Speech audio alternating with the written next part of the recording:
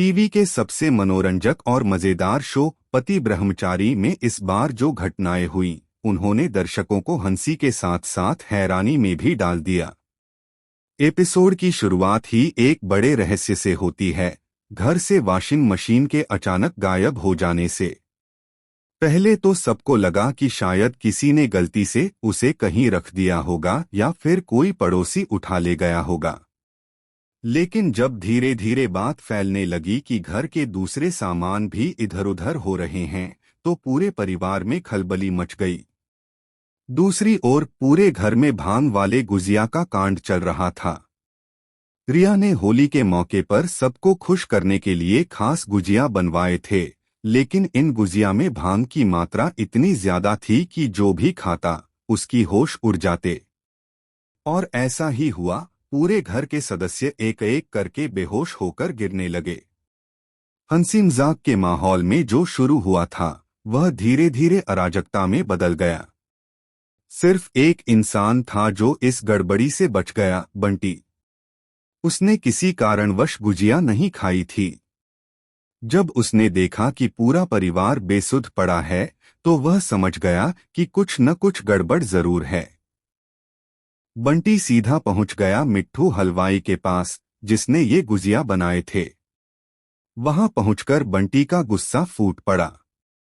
उसने मिट्ठू से पूछा, तूने गुजिया में भांग क्यों डाली? लेकिन मिट्ठू पहले तो हिचकिचाया, फिर बोला, बाबूजी, गलती से भांग पड़ गई थी, मेरा इरादा कुछ गलत नहीं था। पर बंटी इतनी आसानी से मानने वाला नहीं था। उसने उसकी अच्छी खासी कुटाई कर दी। इसके बाद बंटी भागता हुआ घर लौटा और सूरज को सब सच्चाई बता दी। सूरज, जो पहले से ही परेशान था क्योंकि घर से वॉशिंग मशीन गायब थी, अब और घबरा गया। उसने देखा कि उसका पूरा परिवार इधर-उधर फैला हुआ है। कोई सोफे पर गिरा है, कोई फर्श पर, तो कोई कुर्सी पर बैठे बैठे झूम गया है। पूरे घर में एक अजीब सी खामोशी थी। उसी समय सूरज के पास एक और झटका देने वाली खबर आई, लड़के वालों का फोन। फोन पर कहा गया, हम आज शगुन लेकर आपके घर आ रहे हैं। यह सुनकर सूरज के तो होश उड़ गए। वह सोचने लगा कि अगर लड़के वाले अभी आ गए और घर का यह हाल देखा, तो रिश्ता बनने से पहले ही टूट जाएगा। उसके भाई ने भी स्थिति को संभालने की कोशिश की और दोनों ने मिलकर सबको उठाने की जद्दोजहद शुरू की।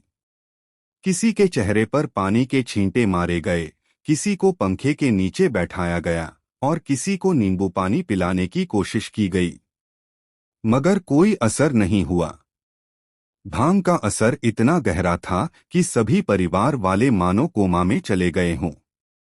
सूरज बार बार कहता, उठो माँ, प्लीज उठो, देखो मेहमान आने वाले हैं, लेकिन उसकी माँ बस मुस्कुराकर फिर से झपकी ले लेती। भाई हताश होकर बोला,